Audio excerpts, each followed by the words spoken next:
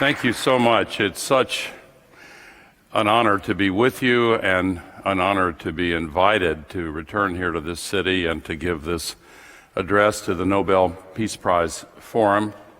I want to thank Olaf Njolstad, the Nobel Institute director, Svein Sturlund, the rector of the University of Oslo, Raymond Johansen, the governing mayor of Oslo, Liv Tortis of the Nobel Institute Peace Center, and I wish to acknowledge as a group the members of the Norwegian Nobel Committee, and I wish to congratulate the committee on their wise choice that led to yesterday's inspiring ceremony.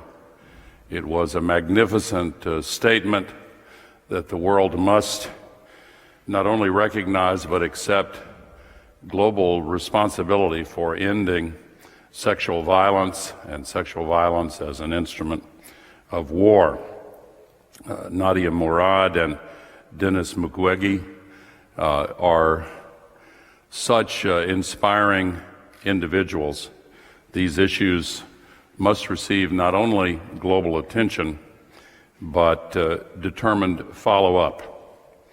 The committee has played a unique role in focusing the world's attention on matters of conscience, on matters of security, on matters that affect the human future.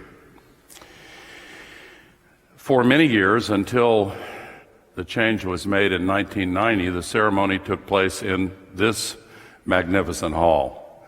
But as the prominence of the committee's judgment and the significance of the award grew over the years, naturally the audience grew, and it was moved then to City Hall. I remember so vividly 11 years ago, it was the greatest honor of my life, of course, to receive the award in tandem with the Intergovernmental Panel on Climate Change. Some members of the IPCC are here, and I very much look forward to the discussion of the distinguished panel after these remarks, and then I look forward to joining Ole Torp for an interview on stage after that.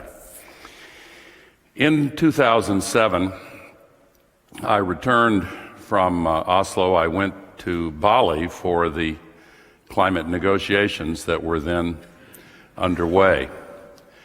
And tonight I will leave for Katowice, where the negotiations for this year's Conference of the Parties are underway. But when I finally returned back to my home in Tennessee, where I live in the city of Nashville, but spend a great deal of time on my farm 50 miles away in the small town of Carthage, where I grew up, it has only 2,000 people. But it was very proud in 1945 when one of its residents, its most distinguished resident, Cordell Hull, received the Nobel Peace Prize and was described by President Franklin Delano Roosevelt as the father of the United Nations. He was the author of the General Agreement on Trade and Tariffs. He sponsored the constitutional amendment creating an income tax in the U.S. in the early part of the 20th century. And the small newspaper that serves the 2,000 people of Carthage, Tennessee, put the honor I had received here in Oslo in perspective for me with the headline on the front page that said, "Gore wins same prize Hull won." And I want to say one more word about the IPCC. It was just insulted, really, by the governments of the United States and Saudi Arabia and Russia. because when the governments were called upon to welcome the latest report of the IPCC 2 days ago, those three nations, along with Kuwait, refused to do so. And because the body that governs the climate negotiations operates by consensus, they were not able to welcome the report.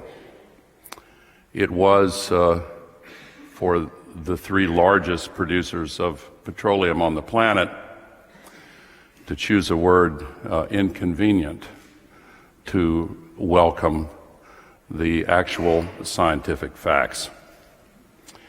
So I thought this might be an appropriate occasion to take stock of the big changes that have occurred over these last 11 years.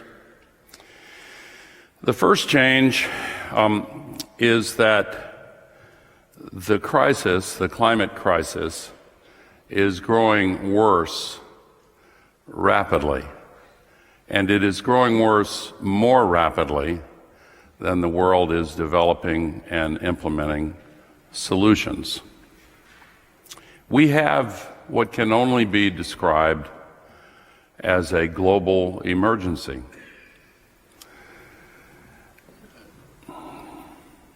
The phrase, all hands on deck, applies.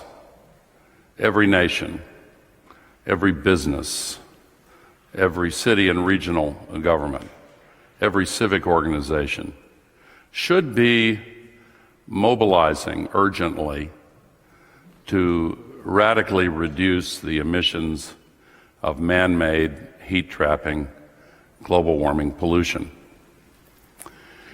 I will turn to the good news in a moment. A preview is that the second big change has been the surprising emergence of solutions that are available.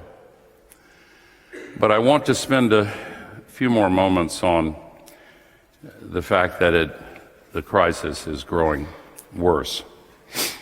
Outside of the door to this building, there is a demonstration of what 1 ton of CO2 looks like. We all saw it coming into the building.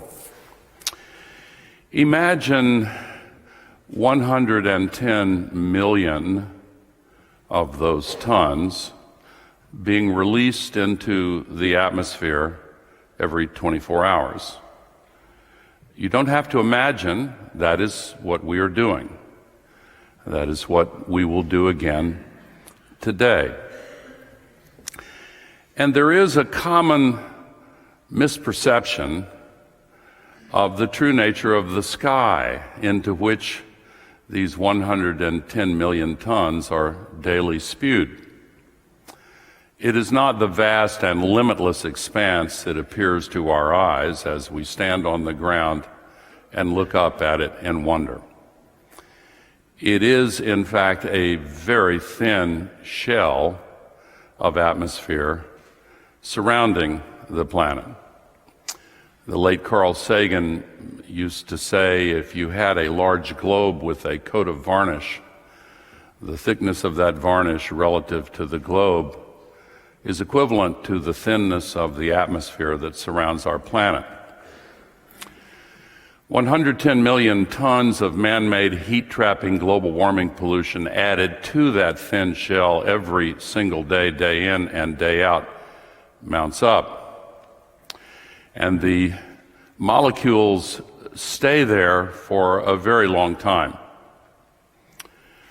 Some say 1,000 years, but they say that because the mathematics are complicated and a certain percentage falls out sooner than that, a tiny percentage stays longer than that.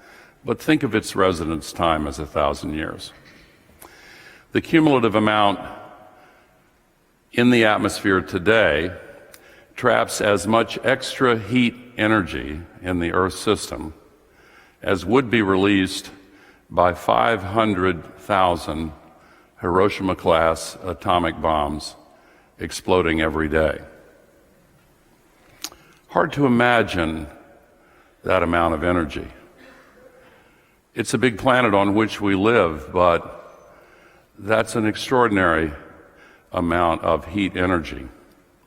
And it is radically changing the climate balance, the water cycle, the fate of living species on this earth, the course of human civilization, and humanity's future as a species.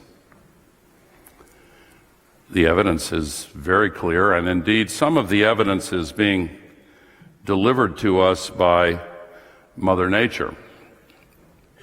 The scientists have renewed their warnings in ever more urgent language in the report that was not officially welcomed in Poland. The scientists in the United States have just completed the U.S. National Climate Assessment. The Global Carbon Project just released its report on emissions that deliver the disturbing news that after 3 years of stabilized emissions, this year, they reported on the first 9 months, there has been a 2.7% increase following a 1.6% increase last year. But the messages from Mother Nature may have more impact.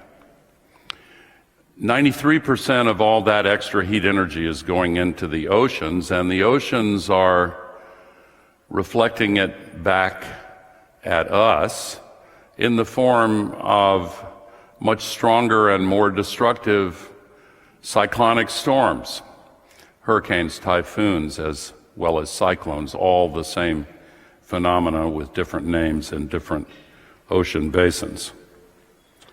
We are seeing wildfires like the ones in California in the American West this year. The fire season has increased by 105 days per year. There were fires here in Scandinavia this year. In fact, 6 of the fires in Sweden were north of the Arctic Circle. There were fires in many places. Because the same extra heat that warms the oceans also warms the land and dries the land out. And as I mentioned, the water cycle is disrupted because the amount of water vapor that comes off the oceans increases as the temperatures of the ocean increase. That water vapor is carried by atmospheric rivers that are often 30 times larger than the Mississippi River, the largest in North America.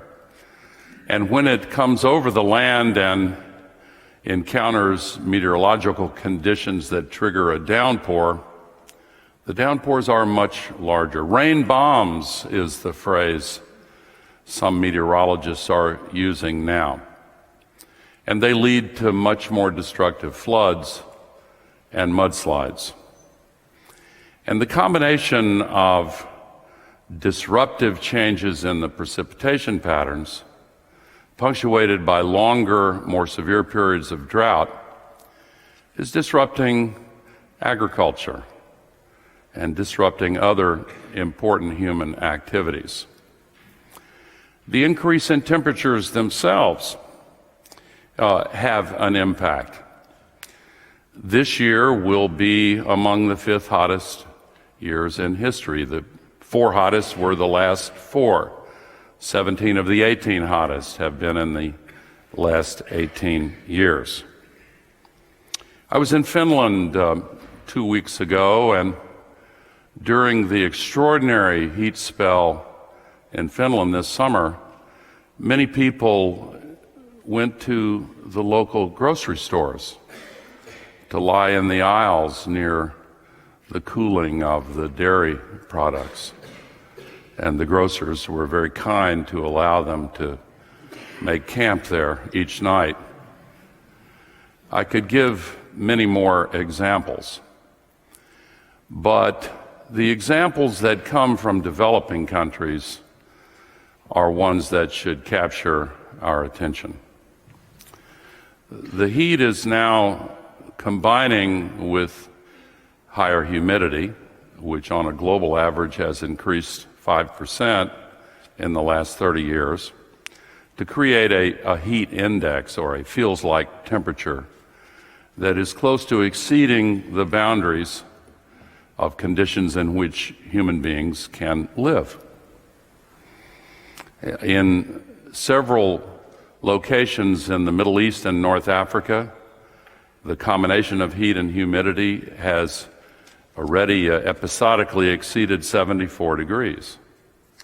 No human being can live outdoors for more than a few hours in such conditions. And we learn from the scientists who specialize in these matters that large areas of the Middle East and North Africa, some parts of India, some parts of China, some parts of Central America may become functionally uninhabitable. The word is worth repeating: uninhabitable. When an area becomes uninhabitable, the people who are living there leave, and they seek shelter elsewhere. There are more refugees in the world today than at any time since the immediate aftermath of World War II. And there are many causes for the flows of refugees: civil wars and violence, the kind of violence in the Congo that was discussed earlier and yesterday. But it is abundantly clear that the fastest growing cause of refugees is the climate crisis. In Syria, for example, long before the civil war broke out in Syria and opened the gates of hell, the worst drought, a climate-related drought, the worst drought in the 900 years of record-keeping in the Eastern Mediterranean, killed 80% of the goats and other livestock in Syria, destroyed 60% of the farms, and drove 1.5 million climate refugees into the cities of Syria, causing the ministers of that country, in conversations reported through the WikiLeaks mechanism — I hate to mention their name, but they've printed some interesting information. And the Syrian ministers said, before the civil war, "We cannot handle this. All hell is going to break loose." And the civil war started soon thereafter. Most of the refugees went to neighboring countries, and they have borne that burden with dignity and fortitude. But the minor share came to Europe and contributed, along with other factors, to the growing wave of populist authoritarianism. Even the drama unfolding in London this week has a connection. One of the two most powerful billboards installed by the pro-Brexit forces showed an endless line of refugees, obviously from the Middle East and North Africa, heading toward the borders of Europe. And the slogan was, "The EU has failed us all." In my country, in the elections just passed, President Trump attempted to make a huge issue of the so-called caravan of migrants from Central America to the borders of the U.S., where they sought to request asylum. And in several interviews with these migrants, they said, "We're fleeing violence." But the story is more complicated. The Isthmus of Central America is perhaps the most vulnerable geography in the world to the climate crisis. Indeed, there is an annual Climate Vulnerability Index. And this year, number 1 on the list is the nation of Honduras. Number 5 out of 184 nations is Guatemala. The dry corridor that covers parts of 5 countries in Central America is the region from which these refugees are leaving. Many of these families have not had a harvest in over a year, some in 2 years. They're hungry. And the predictions are that many millions of others will be driven by these new climate conditions to leave the lands their ancestors have always called home. The destabilizing impact of these climate refugees for the stability of political systems in the world has not been featured very frequently in the analyses of the dangers associated with the climate crisis. But they do impose a threat to global security. There are many other consequences which I won't take the time to elaborate, but studies just in the last few weeks have highlighted the growing rate of ice loss in both Greenland and Antarctica, with areas of East Antarctica, long thought to be safely stable, now added to West Antarctica as a source of sea level rise. We are a coastal species in the main, and the number of cities and islands and towns and low-lying areas like the Bangladesh Delta that will suffer tragedies as a result of sea level rise is a long list. Tropical diseases are moving, and biologists will alert us to their strong belief that by far the most serious consequence of the climate crisis is the loss of biodiversity. We have already seen in the last few decades the loss of half of all the animals on this planet, not species, half of all the animals gone. We now face the risk of half of all the living species disappearing by the end of this century. How do we receive that news? What sense of moral responsibility do we feel when faced with the news that on our watch, those of us alive during this moment when the hinge of history is swinging, well, perhaps if there was an organized campaign to cast doubt on the truth of the scientists' work, we would not have to even think about shouldering responsibility. That's what's been going on. That's what's going on in Poland today and this week. It is a disgrace, and the judgment of history will be extremely harsh, of course. But we can't wait for history's judgment because we have urgent business before us, all of us. That brings me to the second of these two big changes in the last 11 years. We have the solutions available.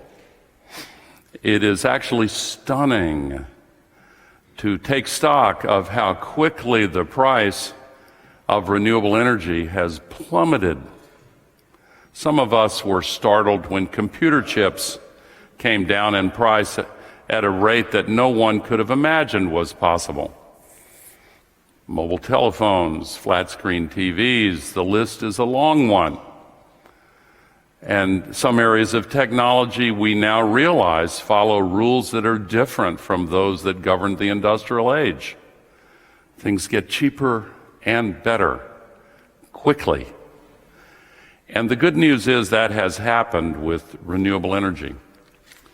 It is happening now with batteries. It has happened with LED light bulbs. The price has declined 94% just in less than 10 years. It's happening with green buildings. It must happen as well with sustainable forestry and sustainable agriculture. We must recarbonize the soils, and we must recognize that the best technology we know of to remove CO2 from the atmosphere is called a tree. And when that technology is taken to scale, it is called a forest. And we can hope that clever scientists and technologists and engineers will come up with new devices that could actually remove the CO2 from the atmosphere with efficiencies that exceed that of trees and forests. But we can't wait. And yet we're losing 1 football field's worth of forest every second worldwide.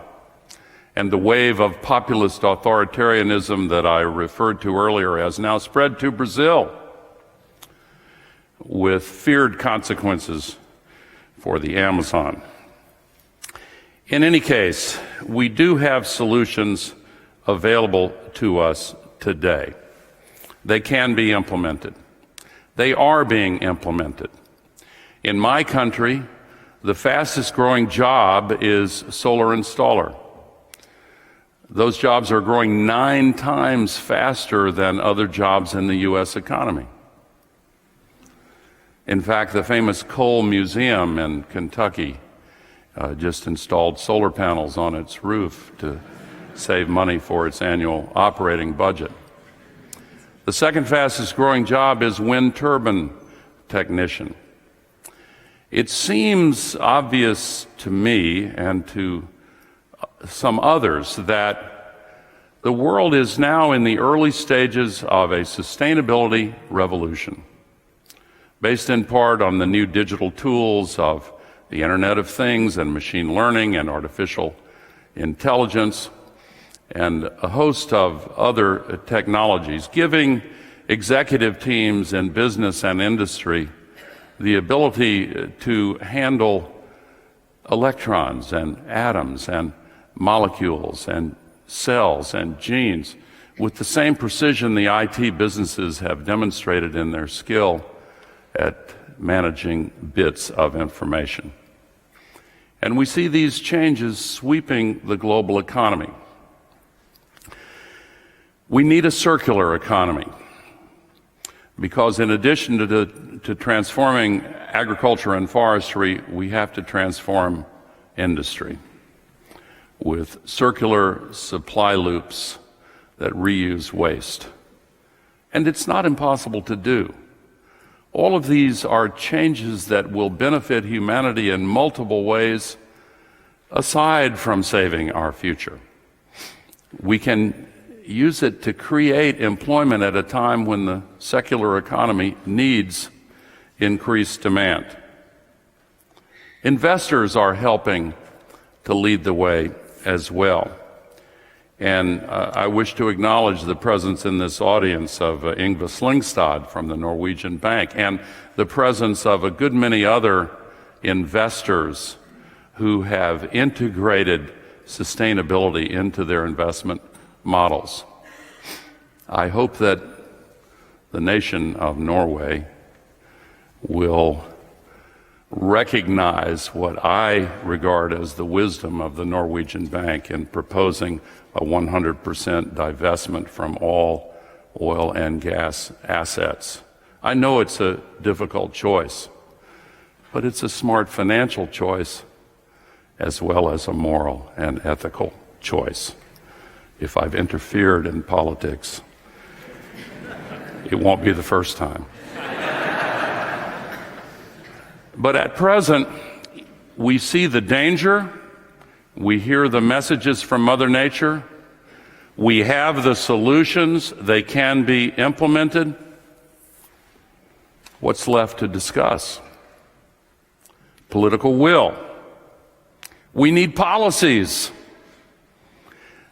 And our current policies subsidize the burning of fossil fuels worldwide at a rate 38 times larger than the meager encouragements for the acceleration of the sustainability revolution.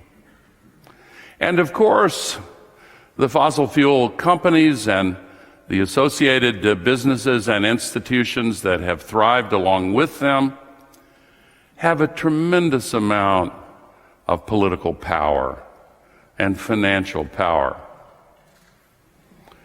Will that determine the outcome of humanity's future? Or will the conscience of humanity have a role to play? We are seeing the rising generation demanding a better world. We are seeing tremendous leadership from cities around the world. Oslo will be the green capital of Europe next year. My congratulations to you, Mr. Mayor. Not only in name, but with the fantastic leadership Oslo has been providing. Many regional governments, the state of California I mentioned earlier, has now committed itself legally to be a zero-carbon economy by 2045. Ireland has just announced a complete divestment as a nation of all fossil fuels. And there are many other examples. Corporations, particularly consumer-facing corporations in the global economy, are shifting quickly to 100% renewable energy and making other changes to be a part of the solution instead of being part of the problem. But time is running out. Some changes, regrettably, have already occurred that will not be recoverable, but the truly catastrophic changes that could end human civilization as we presently know it can still be avoided. Those who I most respect in the scientific community, and you will see some of them in just a moment, agree on that point. There are uncertainties on the downside as well as on the upside. And most of the reports of the last few decades have turned out in retrospect to have been far too conservative compared to the actual events that have unfolded. A global emergency, as I said at the beginning, is exactly what we confront. But I will close by saying, as I have in times past, that for those who feel the temptation to despair, remember how many great challenges have been overcome in our history at moments when advocates also felt despair, when the odds seemed piled up high against success. Look over the list of awards given here in Oslo, and you will see the names of champions who had moments when they were certain they might be failing, but who overcame the obstacles. And always remember that political will is itself a renewable resource. Thank you very much.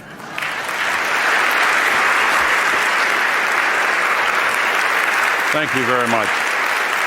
Thank you. Thank you.